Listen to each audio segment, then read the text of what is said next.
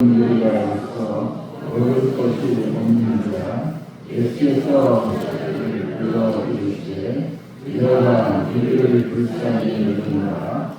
그들이 나와 함께 있는지 이미 나타내주신 말씀을 얻을 것이 없도다. 만일 내가 그를 죽는 수로 보내면 그래서 이행하리라. 그들이 그들이 대답하되 이 광야에서 떡을 얻어 이 사람들로 배부르게 할 수 있으리까.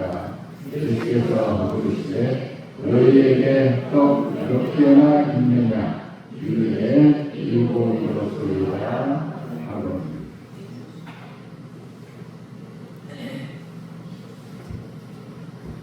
오늘 낮에는 예수님께서 우리에게 하는 두 가지 질문. 너는 나를 누구라고 하느냐. 그리고 두 번째는 이 두 사람 중에 누가 나를 더 사랑하는 사람이냐. 어떻게 하는 것이 주님을 더 사랑하는 것인가 하는 것에 대한 말씀을 드렸습니다. 오늘 저녁에 이 말씀은 작은 것 하나의 소중함에 관해서 먼저 말씀드리겠습니다. 우리가 이 일을 잘 아는 것입니다. 여기서 예수님이 굶주린 사람들, 자기를 따라다니는 사람들을 긍휼히 여기셨다라고 특별히 칭송할 필요는 없다고 봅니다. 만일에 제가 예수는 아니지만 어떤 광야에서 하나님의 복음을 전하는데 사흘째인 날까지 그들이 왔다가 집에 갔다가 다시 오고 이렇게 모이는 일을 계속했다면, 그리고 그들 중에 상당수가 굶주리고 있다고 한다면 저라도 그렇게 합니다. 저라도 그렇게. 여러분은 더 그러실 거예요. 이 사람들을 이렇게 가다가 기진맥진하여 길에서 쓰러져 혹시라도 죽으려도 모른다. 그러면 예수님만 생각하는 게 아니라는 거예요. 이것을 특별히 강조하면서 예수님은 정말 우리들이 식생활, 우리들이 굶주리고 배부른과 이런 것을 특별한 것, 저는 그렇게 보지 않습니다. 어떤 사람이라도 그렇게 할 겁니다. 물론 예수님께서도 자기를 따르는 사람들이 얼마나 가난하고 얼마나 목말라 하는지, 세상에 예수님께 뭐가 그 사람들이 당장 얻을 게 있다고 사흘이나 따라가시겠습니까? 사흘이나. 그러니까 그 당시에 사람들이 얼마나 그런 영적으로 마음으로 얼마나 갈급하고 갈망하고 가득 차 있는가를 알 수 있습니다. 자, 어쨌든 예수님은 우리들처럼 긍정적이었습니다. 그래서 예수님께서 먹여야겠다고 생각했습니다. 그냥은 돌려보낼 수가 없다. 가다가 기진하고 죽으면 어떻게 하느냐. 그래서 제자들에게 물었습니다. 여기 보면 이제 길에서 기진할까 합니다. 그러면서 너희 중에서 도대체 먹을 것이 얼마나 있느냐고 물어보셨습니다. 제자들이 대답하되 이 광야에서 떡을 얻어서 이 사람들로 배부르게 할 수 있으리까. 예수께서 물으시되 너희에게 떡 몇 개나 있느냐. 이르되 7이소이다. 예수께서 우리를 명하여 앉혔습니다. 그런데 5,000명을 먹일 때와는 다릅니다. 5,000명을 먹일 때에는 똑같은 질문을 하셨음에도 불구하고 이름이 밝혀지지 않은 어떤 사람이, 그게 아이라고 보통 얘기합니다만 아이라고 그게 성경이 분명하게 말하지는 않았습니다. 그게 내놓습니다. 그런데 마가복음 8장에서 다루고 있는 이유는 우리 중에 떡이 7개가 있고 생선이 2마리가 있습니다 라고 말합니다. 이것은 예수님의 12 제자들이 식사하기에도 부족한 것이고 한 사람이 한 끼를 배부르게 먹을 수 있는 양입니다. 그러나 거기에 있는 어른들 4,000명과 어린아이들과 여자들까지에게는 그건 있으나 마다하는 양이 되는 것입니다. 그래서 예수님께서는 너희 중에 도대체 떡이 몇 개나 있느냐라고 물으셨다는 거예요. 그러니까 예수님의 제자들이 대답을 했습니다. 우리에게 떡 7개와 생선 2마리가 있습니다. 그러니까 이것이 이 사람들에게 무슨 도움이 되겠습니까? 그 사람을 어떻게 배부르게 먹을 수가 있겠습니까? 자, 이 사건이 무엇을 도대체 의미하는 것일까요?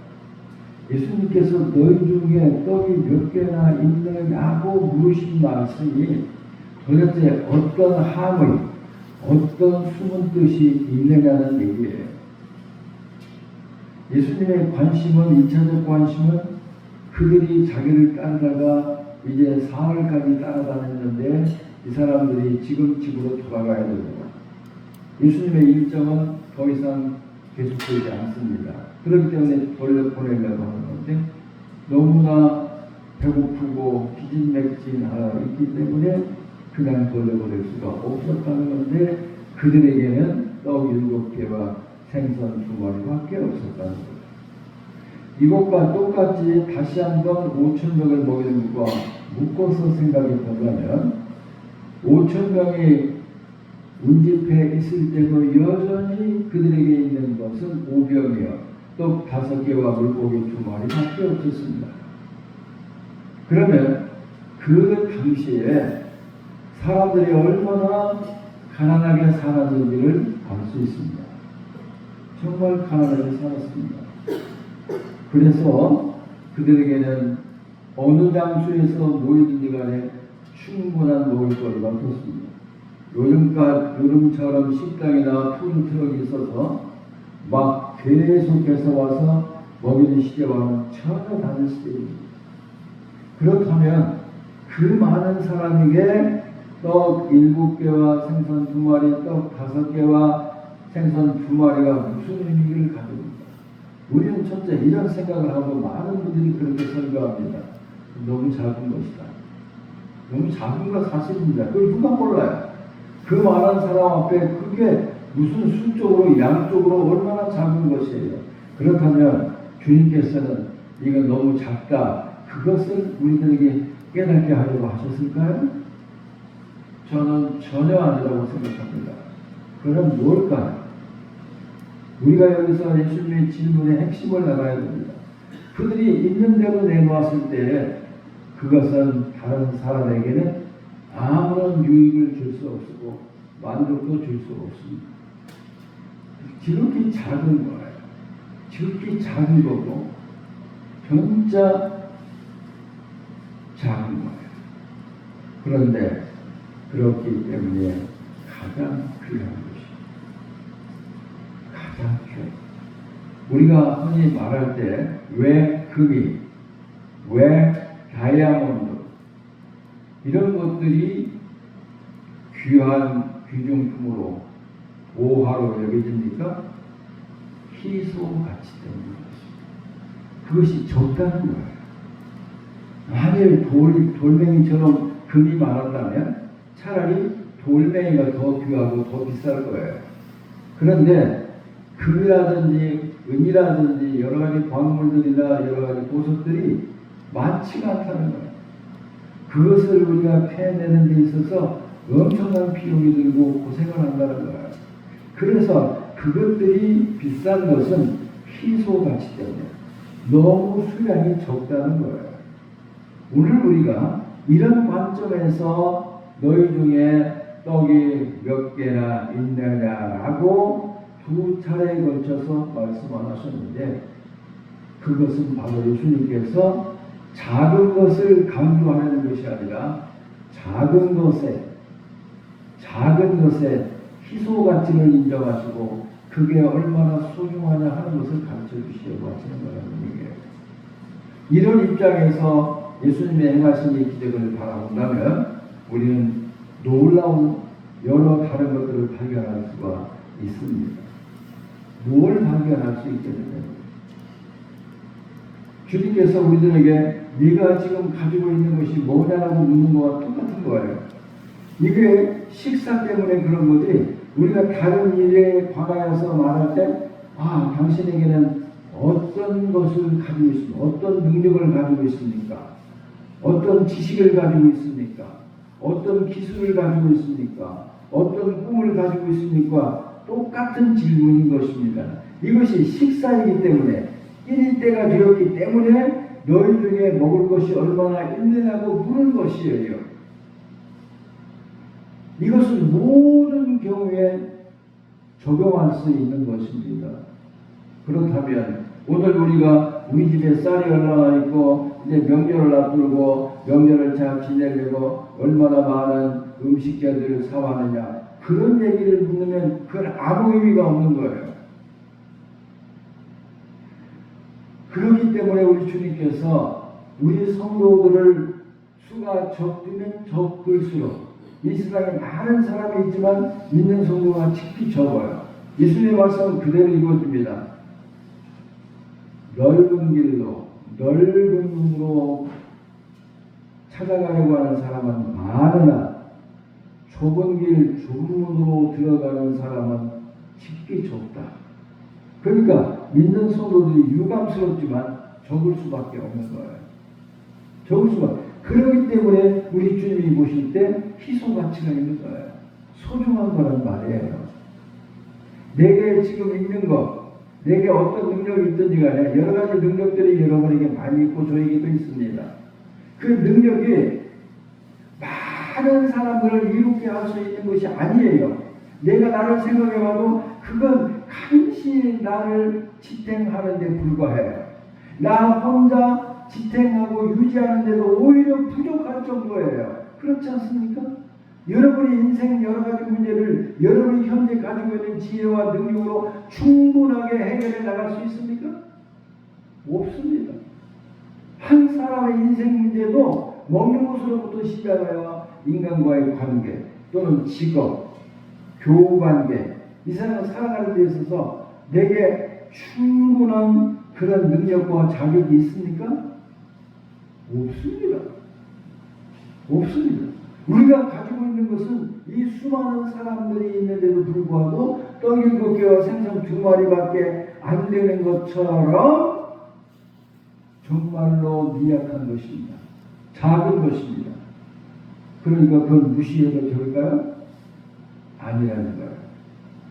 우리 주님께서는 사람들이 생각해 볼 때 정말 볼품없고 정말 작은 것에 불과한가, 그가 그것을 가지고 있다는 것이 얼마나 대단한 것인가, 얼마나 능력 있는 것인가, 얼마나 가능성이 있는 것인가를 우리들에게 깨우쳐 주시는 거예요.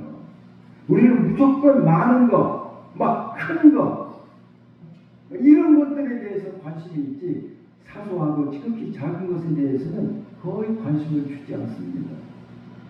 그렇기 때문에 우리 주님께서는 우리들에게 사소한 것에 관심을 가져라. 그래서 주님께서 그것을 무시하지 않고, 야 그것밖에 없어? 안 되겠다, 한 수 없다, 돌려보내자, 그렇게 하시지 않으셨다는 거예요. 그게 얼마나 소중한 것인가 말이에요. 오늘의 마가복음 8장에 나오는 것은 아마 이것은 제자들의 것이었을 겁니다. 그런데 다른 곳에 5,000명이 모일 때는 제자들에게 있었던 게 아니에요. 어떤 사람에게 가지고 있는 것을 얻어서 그걸 가지고 왔어요. 그런데 그것이 도대체 뭐가 되겠습니까? 했을 때 예수께서 그것을 들고 하나님 앞에, 그 많은 사람 앞에서 도시락 하나를 들고 기도하면 이게 기도가 나옵니까? 저는 이 생각할 때마다 무슨 생각이 나느냐면, 여기 군에 갔을 때 기도하고 나면 밥그릇이 없어지는 거야. 그러면 3, 4날 추운 겨울에 갔는데 그 3, 4날 얼마나 최전방 사단에 너무너무 추웠는데 가서 기도하고 나면 밥그릇이 없어져. 그래서 그 다음부터는 밥그릇을 꽉 잡고 기도를 해. 그리고 막 한 숟갈이라도 더 먹으려고 하지 그 그릇을 전부 이렇게 끝부분에 이렇게 손 다치다가 여기 접어놨잖아요. 그걸 다 펴. 밥그릇을 펴. 그 다음에 바닥이 평평하잖아요. 때려. 그리고 밥그릇이 바닥이 이렇게 돼 있어. 이렇게 뽀록 나오고 그 위에 돌아가면 있는 이렇게 접어놓은 부분을 다 폈어. 그러면 이 고약한 취사병들이 딱 한번 본 다음에 탁 때려. 그 밥그릇을 바닥에다 때려버려. 그러면 나와 있는 분이 푹 들어가버려. 이야, 그때 얼마나 서러운지. 남들이 그래서 나도 그랬어요. 한 숟가락 먹으면 어때요? 뭐 더 배불러요? 원주에서 통신교육 받을 때 엄청 좋았어. 3월달로 기억되는데 그때 그만 내복을 막 산에서 흐르는 물이나 막 빨아서 하는데 손이 떨어져 나가는 것 같아. 그럼 식당에 들어가기 전에 매점이 있어. PX라고 하는데 거기서 분모를 벗어갖고 그 모자를 벗어서 거기다가 모찌를 하나 사. 그래서 줄 서서 기다리는 동안에 그 모찌를 다 먹어. 다 먹어. 눈 깜짝할 사이에 먹어. 그런 다음에 들어가. 그러면 쭉 쏘고 저울에다 밥을 달아줘. 그런데 항상 탁 달아가지고 이 주먹으로 탁 깎으면 근데 밥이 한 번도 보실보실한다고 역사. 그냥 물이 참 그냥 질팍한 밥에 쌀 때 먹느라고. 쌀 때 먹고 저울에 달아주려고 해서 탁 깎으면 그래서 줄 맞춰서 안으로 들어가야 되는데 딱 볼 때 밥이 좀 더 많은 것 같으면 안 들어가? 그래서 찾아야 야, 배고플 때 우리가 먹고자 하는 욕망이라는 건 그렇게 치사할 수가 없어요. 그렇게 치사할 수가 없다고요. 이 말씀을 생각할 때마다 예수님도 그들을 보셨고 예수님이라고 충분하게 잡수셨겠어요? 자기 배가 부르면 배고픈 사람 몰라요. 자기 배가 부르는데 어떻게 배고픈 사람의 배고픈 걸 알겠어요. 예수님도 아마 굶주렸을 건 불을 보도 뻔한 거예요. 그런데 거기 딱 한 사람 먹으면 괜찮을 만한 것이 그들에게 나왔을 때 이 남은 것의 소중함, 지금 내가 현재 소유하고 있는 것이 그것이 무엇이든지 간에 지극히 적은 것이라 할지라도 내가 지금 가지고 있다고 하는 것의 소중함을 깨닫게 해주시는 거예요. 그것은 밤일 수도 있고 재능일 수도 있고 오늘 우리 박 집사님 기도하실 때 보를 수 있고 들을 수 있고 걸을 수 있고 지금 할 수 있는 게 이게 얼마나 소중하단 말이에요. 응? 사소한 것, 작은 것에 대해서 이게 이렇게 소중한 것이다. 이것을 우리에게 깨우쳐 주시는 거예요. 그렇다면 우리는 지금보다도 훨씬 10배, 20배 더 행복할 수 있습니다. 사람들이 왜 불행합니까? 자기가 현재 가지고 있는 것이 적다고 타박하고 남의 것을 가지고 있는 것에 대해서 부러워하고 거기만 자꾸 이렇게 보면서 이러기 때문에 불행한 거예요. 그래서 예수님께서 그것을 들고 그것을 하나님께 감사하셨습니다. 그게 뭐예요? 예를 들면 한 5,000명 모였다면 10,000명 이상이 되는 거거든요. 여자와 어린아이들 합해서. 그 앞에 도시락 하나가 여기 떡 7개 생선 2마리가 무슨 의미가 있냐 이 말이에요. 그게 정말 감사할 수 있는 겁니까? 그게 정말 감사할 수 있는 거냐고요. 그런데 주님께서는 보라듯이 그걸 가지고 감사하시고 뭘 가르쳐주는 겁니까? 예수님의 모든 말씀과 행위는 우리들대로 하신 것은 너희들도 이와 같이 하라고 하신 거예요. 예수님이 특별하다는 말을 보여주기 위해서 그렇게 시연한 게 아니란 말이에요. 너희들도 나처럼 살아라. 내가 살고 있는 이 태도를 본받아 살아라는 것을 우리들에게 보여주시는 거예요. 우리 토론토에 있는 정화가 참 신실한 믿음의 사람이에요. 정말 믿음대로 살려고 온 가족에 해서 여러 가지 가끔 얘기를 많이 해요. 그래서 이런 얘기 저런 얘기 하길래 제가 그랬어요. 야, 정화야, 너는 하나님께 감사하는데 만족하냐? 한참 있다고. 아니야. 만족하냐? 그러니까 자꾸 감사하면서도 좀 섭섭하고 하나님 나에게 조금 더 잘해주셨으면 좋겠다는 생각을 품고 사는 거예요. 여러분, 잘 생각하십시오. 감사하십니까? 그러면 그 감사로 인하여 만족하지 않으면 감사는 아직도 완전히 채워진 것이 아닙니다. 만족하라는 말의 뜻은 뭐냐면 충분하라는 뜻입니다. 충분합니다. 우리는 작은 것을 가지고 감사할 수 있습니다. 그러나 그것을 충분하다고 생각하지 않을 수도 있습니다. 근데 예수님께서 그걸 가지고 감사하셨어요. 이것은 우리들에게 말씀하시는 거예요. 야, 세상을 살려고 하면 별의별 것이 다 필요해. 돈도 필요하고 건강도 필요하고 사람도 필요하고 재주도 필요하고 뭐 여러 가지 필요한 것이 많은데 지금 내가 가지고 있는 것은 그 모든 것들 내가 최소한 그 정도는 있어야지 뭐라고 하는 것이 최소한에도 못 미치고 그보다 더 작은 것밖에 없다 이거예요. 그랬을 때 과연 감사할 수 있습니까? 감사할 수 있습니까?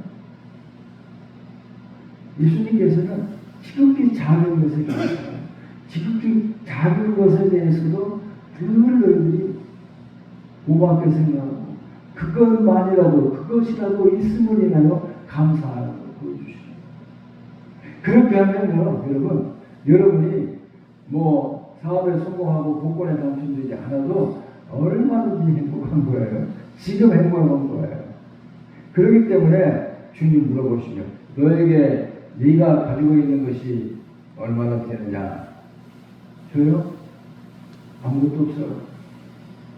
정말? 예. 그럼 온전한 정신도 없어?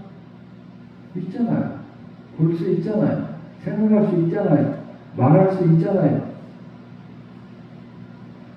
왜 그것을 그렇게 무시하냐니까? 어? 내가 보고 듣고 말하고 걸을 수 있는 것이 그건 아무것도 아니야? 오직 돈만 많아야 돼? 저보고 오늘 저녁에 나오신 여러분들은 지금 하나님께 감사할 일이 너무나 많은 거예요. 저 보이십니까?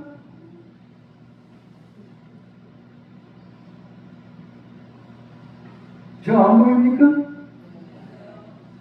제가 얘기했잖아요, 전에. 제가 왼쪽 눈에 문제가 있다고 그랬어요. 그래서 제가 그 진단을 받고 난 다음에 바로 뭐라고 위로한 줄 아세요? 저는 제가 앓고 있는 이 눈병이 가장 이 안과 질환에서 최고로 나쁜 질환이에요.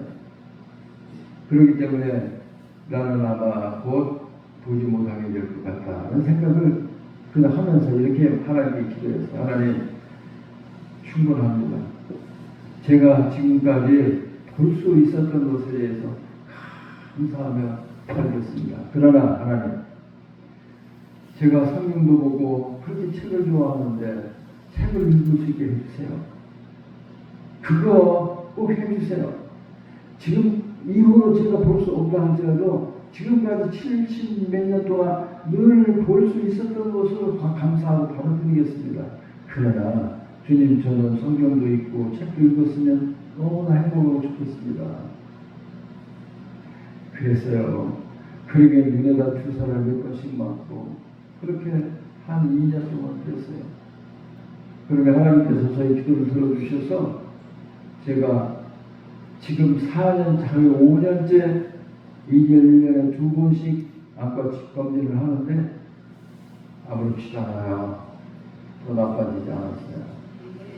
지금 12월 달에 가야 되는데 뭐 이런저런 못 갔어요. 이번 주 안에는 안 되겠고 이번 주 지나고 나면 또 검진을 가겠는데 여러분, 그 다음부터는 볼 수 있다는 것. 제게 가장 소중한 건 이거예요. 이거 아니면 지금 성경이 앞에 있어도 맨눈으로는 몰라요. 그냥 시커멓게 뭐가 묻어있는 것 정도예요. 이거 보지 않으면 볼 수가 없어요. 여러분, 여러분이 지금 누리고 있는 것, 지금 가지고 있는 것에 대해서 정말 감사하시길 바랍니다. 정말 감사하시길 바랍니다. 정말 기뻐하시길 바랍니다. 주님께서는 너희들이 가지고 있는 지극히 적은 것, 지금 가지고 있는 거예요. 그때 예수님께서 물으셨을 때 거기 그게 있었어요. 떡 7개와 생선 2마리, 떡 5개와 생선 2마리가 거기 있었다는 얘기예요. 그 많은 사람 가운데 저는 이것을 영적으로 해석하고 싶지 않아요. 거기서 끝나고 싶어요. 여러분, 그러기 때문에 여러분 한 사람이 얼마나 하나님 앞에 소중한 사람인지 여러분을 통해서 정말 많은 사람들에게 영혼의 양식을 줄 수 있습니다. 그렇게 확장해서 말을 할지라도 그게 뭐 잘못된 거 아니잖아요. 그러나 저는 이 본문이 주는 말씀 그대로 우리에게 소중한 것, 그 많은 사람이 없어도 그만 있어도 그만일 정도로 정말로 너무나도 빈약한 것, 그런데 예수께서는 그걸 가지시고 축복하시고 그걸 나눠주셨다는 얘기죠. 그러니까 우리가 가지고 있는 것이 가지고 있지 못하는 것, 갖고 싶은 것에 비해서 100분의 1도 안 된다 할지라도, 그런다 할지라도 하나님께 감사하세요. 그러면 하나님께서 기뻐하십니다. 기뻐하시고 여러분을 더 행복하게 만드시는 거예요. 이것도 이렇게도 많이 대부분 그렇게 설교합니다. 여러분 자신을 하나님께 드리시면 하나님께서 여러분을 이렇게 많이 사용하십니다. 예, 그것도 맞아요. 그러나 단순하게 이 1차적인 의미만을 생각한다면 지극히 적은 것이라 할지라도 지금 내가 가지고 있는 것을 나는 감사한다. 그러니 너도 감사하라. 그렇게 우리들에게 가르쳐 주시는 거예요. 네가 가지고 있는 것이 얼마나 되느냐고 저나 우리 집사님들에게 물어보실 때 주님, 그런 걸 뭘 물어보세요. 저는 너무나 부끄러워요. 가진 것이랑 아무것도 없어요. 아무것도 없어요. 이렇게 말하고 이렇게 생각하지 마세요. 여러분이 가지고 있지 못한 것, 그것보다도 지금 가지고 있는 것이 훨씬 큽니다. 훨씬 더 여러분을 행복하게 할 수 있음을 절대로 잊지 마시기를 바랍니다. 자, 이것이 이제 오늘 저녁에 누린 것은 하나이고, 두 번째 또 주님께서 우리들에게 물으신 것에 대해서도 한번 생각해 보도록 하십시오. 자, 예수님께서 우리들에게 물으신 이 질문이 성경에 보면 한 10가지 정도 나온다고 말씀드렸습니다. 맞습니다. 10가지나 12가지 정도 됩니다. 그런데 그것을 다 말씀드리기는 어렵고요. 마태복음 14장 25절부터 33절에 보면은 예수님께서 질문하신 것이 또 나옵니다. 그냥 본문을 한번 찾아보세요. 마태복음 14장입니다.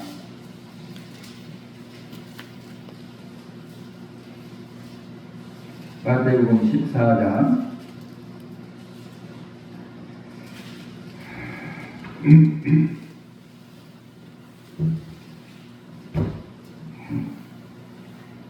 25절에서 33절까지 뭐 읽지는 않겠습니다. 그냥 찾아만 두고 제가 이제 말씀을 드리겠습니다.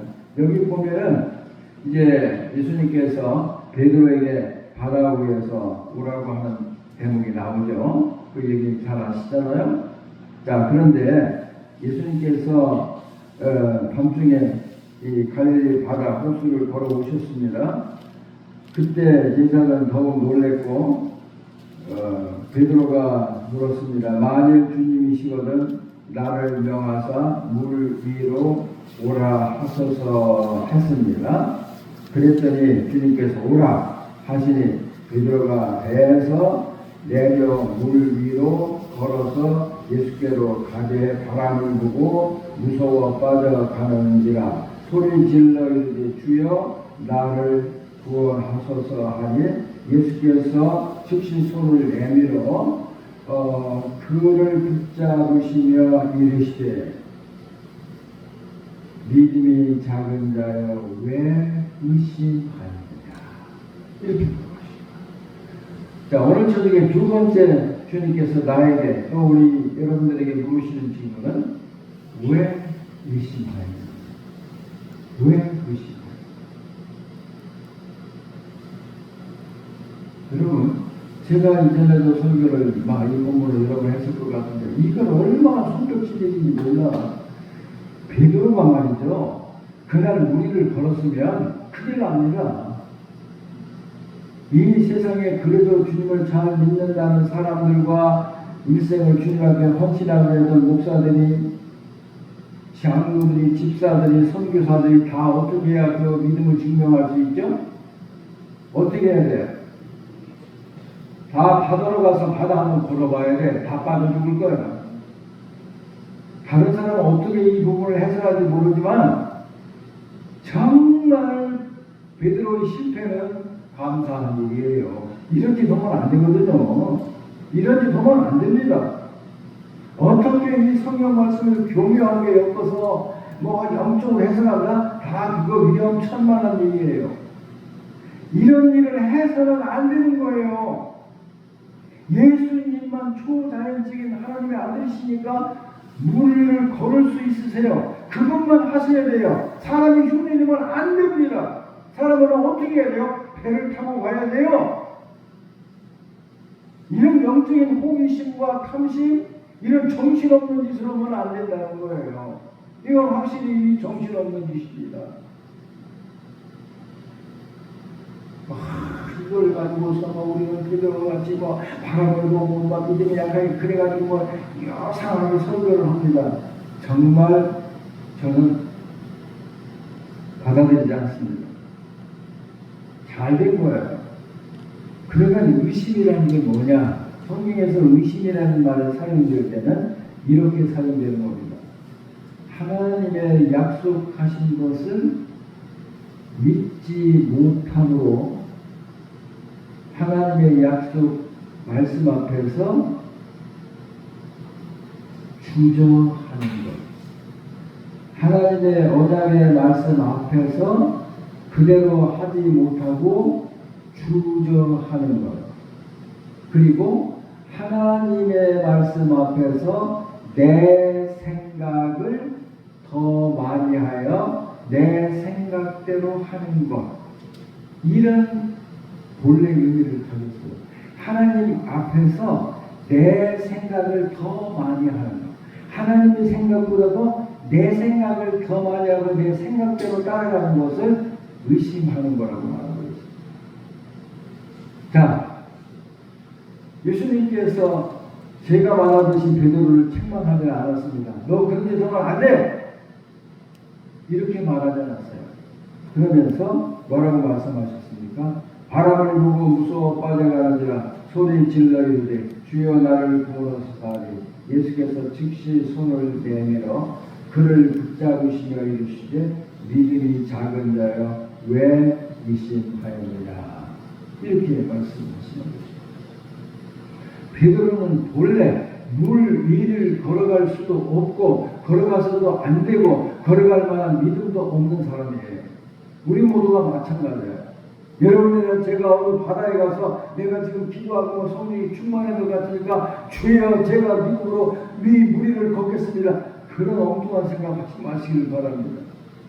하나님은 우리의 기괴한 그런 호기심을 만족시키시는 분이 아니라고요. 불이 나에게 오든지 물이 나에게 오든지 나를 침몰하지 못하게 하고 막 태풍이 치고 홍수가 나는데 하나님을 믿습니다고 뛰어들지 말란 말이에요.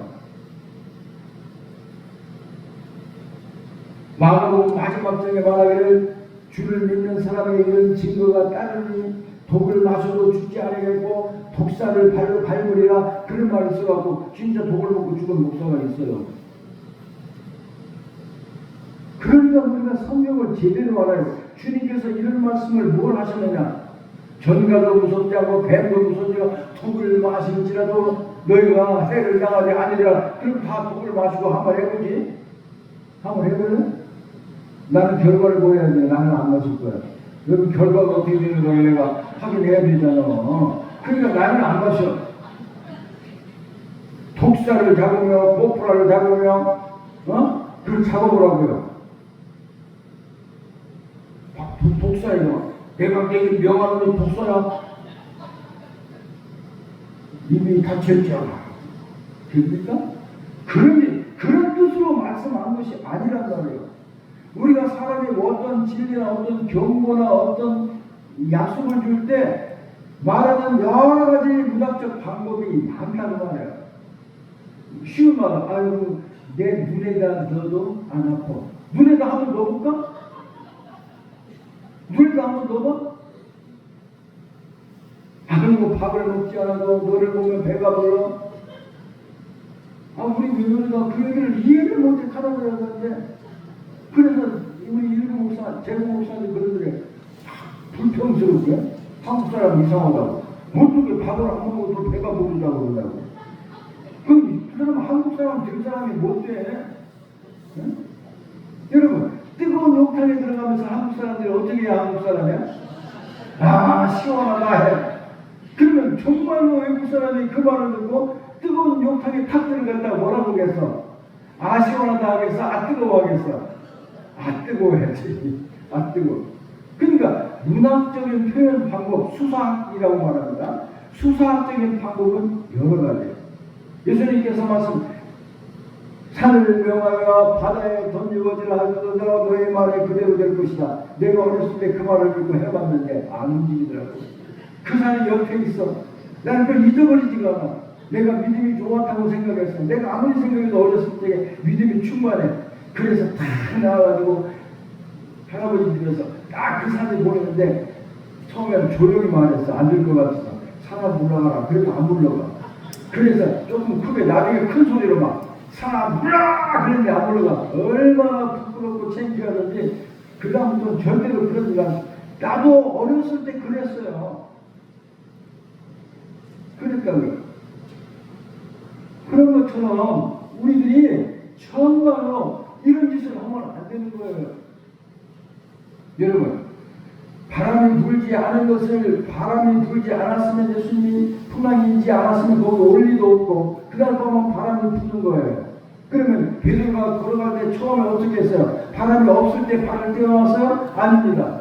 도대체 몇 발이나 갔겠어요? 몇 발이나 갔다고 생각하세요? 그러므로 이런 사건을 제대로 이해한다는 거예요. 믿음이 작은 자여 왜 의심하였느냐? 의심하는 일을 하지 마시길 바랍니다. 의심하는 일을, 의심되는 일을 하지 말기를 바랍니다. 내 마음이 하나님의 생각대로 내 생각이 더 중요해. 내 생각대로 내 생각이 기울어져서 행동하게 되는 거예요. 그러므로 우리 주님께서는 우리들에게 물어보시는 거예요. 너 왜 의심하냐? 왜 하나님의 말씀에 대하여 그대로 믿지 못하고 네 생각대로 하느냐? 그게 얼마나 많겠어요? 왜 우리가 하나님 말씀을 알면서도 그 말씀대로 살면 좋다는 걸 알면서도 왜 하지 않습니까? 이유가 뭐예요? 우리는 가진 변명을 다 낼 것입니다. 이걸 내가 생각해봐도 기도해보니까 아니라고 해요. 그런 게 어디 있어요? 의심하기 때문에 의심하기 때문에 아닌 거예요. 의심하기 때문에. 그렇기 때문에 의심하는 자들은 하나님께로부터 얻을 것을 기대하지도 말라고 말씀하시는 거예요. 이제 여러분이나 제가 하나님 말씀대로 안 하고 내 뜻대로 할 때 나에게 물어봐야 됩니다. 내가 왜 하나님 말씀을 의심하지? 내가 의지가 약해서 그게 다 자기 변명이에요. 주님이 아주 똑바로 그냥 전국을 찌르시는 말씀을 하는 거예요. 믿음이 작은 자, 네가 왜 의심하였느냐. 그러나 우리는 우리에게 그런 말 안 씁니다. 절대로 안 씁니다. 내가 하나님을 의심한다고 하는 말 자체가 너무나도 불경건하고 너무나도 나에게 치욕적인 거예요. 믿는 사람이 제일 부끄러워하는 것이 뭔지 아세요? 믿음이 적다는 거예요. 만일 어떤 사람이 여러분을 향하여 아이고 집사님 왜 이렇게 믿음이 작아? 그러면 정말 전쟁이 일어납니다. 안 그래요? 믿는 사람에게 제일 수치스럽고 자극적인 말이 뭐냐면 그 집사님 믿음이 없어. 그 소리를 누구 통해서 귀로 듣게 된다면 여러분 발작할 거예요. 저도 발작할지 몰라요. 그래서 예수님께서 그 베드로에게 믿음이 작은 자야, 그 말도 참 듣기가 거역스러운데 왜 의심하였느냐. 믿음이 작은 자가 누구죠? 의심하는 자라는 뜻이에요. 생각해 보세요.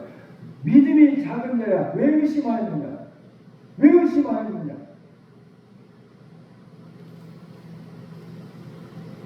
그렇기 때문에 우리가 하나님 말씀대로 알면서도 행하지 않는 것은 다른 이유를 대지 말고 내가 하나님을 의심하고 있구나. 그렇게 해야만 문제가 해결되는 거예요. 그렇지 않으면 일생 동안 그 문제 해결하지 못하고 변명하고 이런 이유 되고 저런 이유 돼서 하나님과의 관계가 제대로 될 수가 없는 거예요. 저는 믿음 생활하면서 첫 번째가 뭐냐면 하나님 앞에 정직하다는 거예요. 하나님 앞에 정직하다.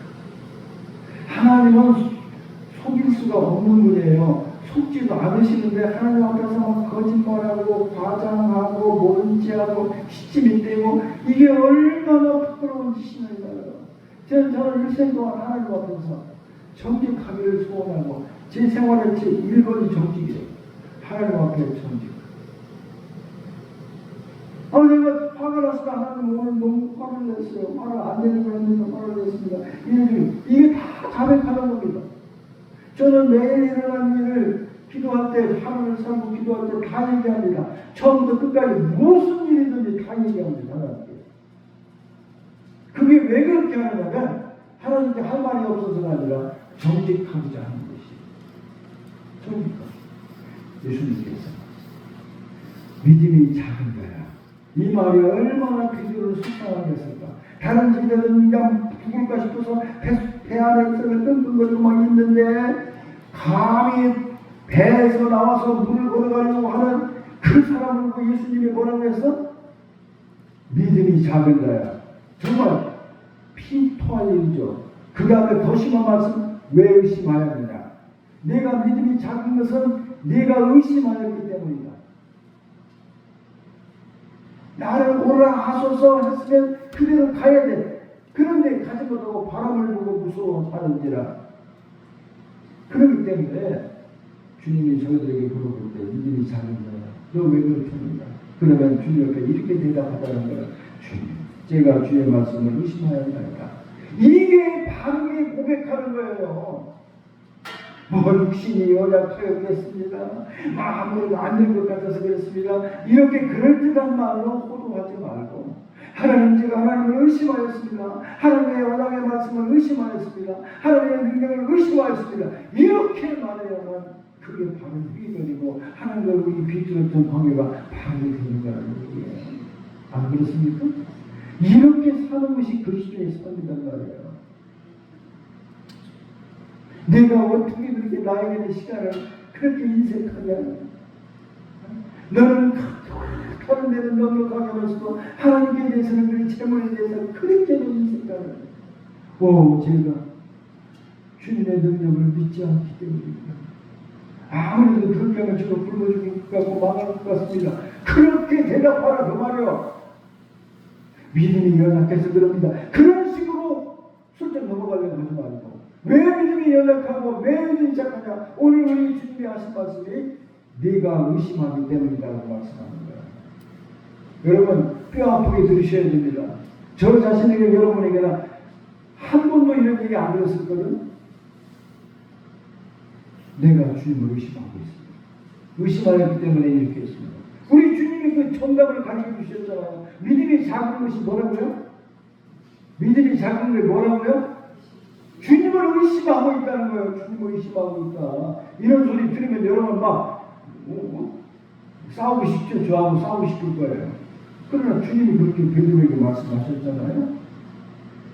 세 번째, 우리가 마태복음 21장 23절에서 33절까지 보십시다.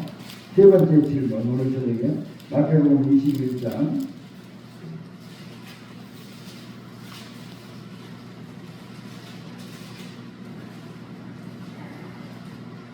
23절부터 보면은 무슨 얘기가 나오냐면 이 내용을 여러분 눈으로 읽으시면 됩니다. 주님께서 말씀하셨습니다.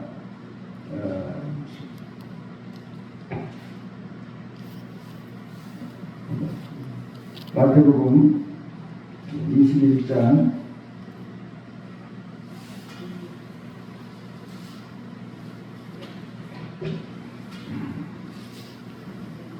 23절부터 32절까지 내용인데요. 여기 말씀을 보면은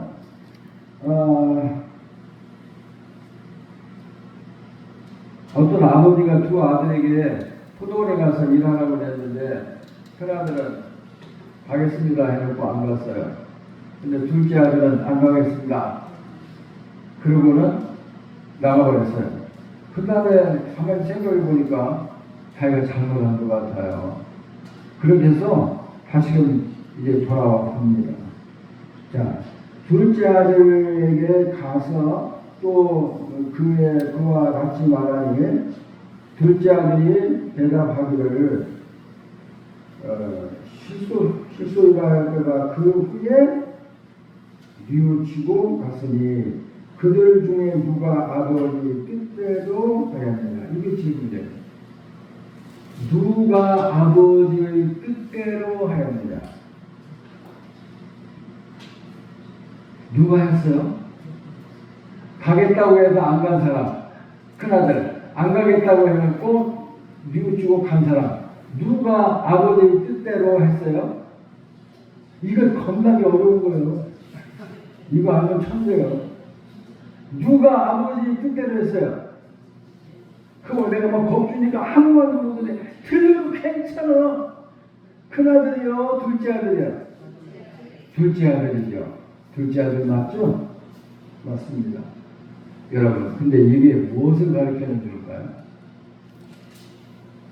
네가 하나님의 권위를 인정하는 삶을 사느냐, 누가 하나님의 권위를 인정하는 삶을 사느냐고 물으시는 거예요. 하나님에게 순종한다는 말은 무슨 뜻이냐면 하나님의 권위를 인정하고 복종한다는 뜻이에요. 예, 어디 다녀와라, 신부님 좀 다녀와, 예, 그래놓고 안 가는 사람이 있어요. 형제들이 많아요. 그런데 너 좀 다녀와 그런데 싫어, 엄마 공부해야 돼. 그리고 가만히 생각하니까 아유, 엄마가 나를 시켰는데 안 가면 안 되지. 그리고 처음에는 아니오라고 대답했으나 나중에는 깨닫고 신부를 갔다 오는 자식도 있어요. 그죠? 여러분이 자식 키워보니까 알잖아요. 그러면 이게 무슨 얘기냐 이거죠. 우리가 하나님 앞에 복종하는 것, 순종하는 것은 뭐를 의미하냐면 하나님의 권위를 인정하느냐 안 하느냐의 문제라는 거예요. 그러면 권위란 말이 무슨 뜻이냐? 이거 잘 아셔야 돼요. 힘들더라도 뭐 써놓으시든지 아니면은 꼭 기억하시면 돼요. 하나님의 권위란 말을 많이 쓰거든. 권위란 말은 그 말의 본래의 뜻은 행동의 자유라는 뜻이에요. 행동의 자유. 그러면 행동의 자유란 말이 무엇이냐? 권위가 있는 사람은 자기가 행동하는 것에 자유로움을 느껴요. 누구한테 구속을 받지 않는다는 얘기예요. 대통령이 죄인들을, 중죄인을 사면하는 권위가 있죠. 그 헌법에서 준 거예요. 대통령은 재직 중에 내란과 또는 외환의 일을 저지르지 않는 한 형사소출을 당하지 않는다. 이게 헌법이에요. 그래서 헌법에 부여된 권리로 인해서 누가 반대하더라도 중죄인을 얼마든지 사면할 수 있다고 말이에요. 그게 행동의 자유예요. 나의 권위를 가지고 내가 하는 행동에 대해서 자유롭게 행동할 수 있는 것이 권위라는 뜻인데 그 말만 있는 게 아니라 다른 사람의 자유를 제한할 수 있는 능력과 권위를 말합니다. 다시 말합니다. 행동의 자유. 내가 내 마음대로 자유롭게 행동할 수 있는 행동의 자유를 가진 사람은 우리가 권위가 있다고 말해요.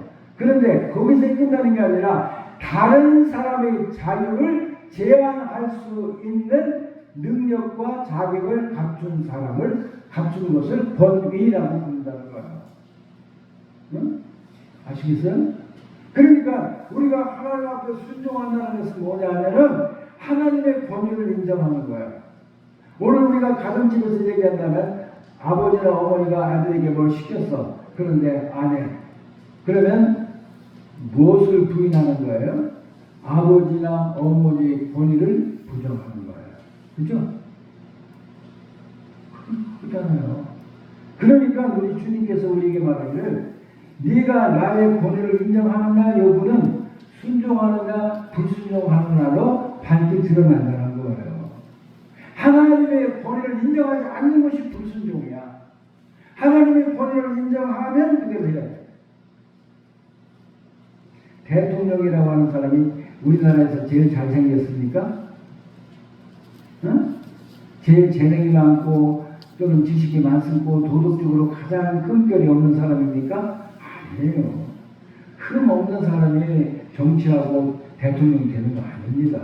착한 사람이 대통령이 되면 지미 카트 같은 대통령이 되는 거예요. 정치는 착한 사람이 하는 게 아니에요. 우리가 너무나 잘 모르고 있어요. 아, 그 사람은 정직하고 얼마나 착한 사람인지 몰라. 그런 사람이 정치하면 나라 망해버려요. 그 사람은 동장도 못할 사람이에요. 통장도 못할 사람이에요. 통찰력이 있고 담력이 있는 사람, 통찰력과 담력이 있고 정말 애국하는 것이 뭔가 하면 진짜 이유를 아는 사람이 정치를 하는 거지. 저 사람은 법이 없어도 살 사람이야. 그런 사람이 대통령이 되면 나라 망하는 것입니다. 온갖 잡것들이 다 그 사람 가만두지 않아요. 여러분, 우리가 이제는 정직하게 물어봅시다. 아이고, 하나님 제 형편이 이래서 도저히 할 수가 없었습니다 라고 말하는 것은 하나님이 들으실 때는 변명이에요. 하나님, 제가 하나님의 권위에 도전했습니다. 하나님의 권위를 무시했습니다. 제가 큰 죄를 범하였습니다. 그렇게 대답해야 된다는 거예요.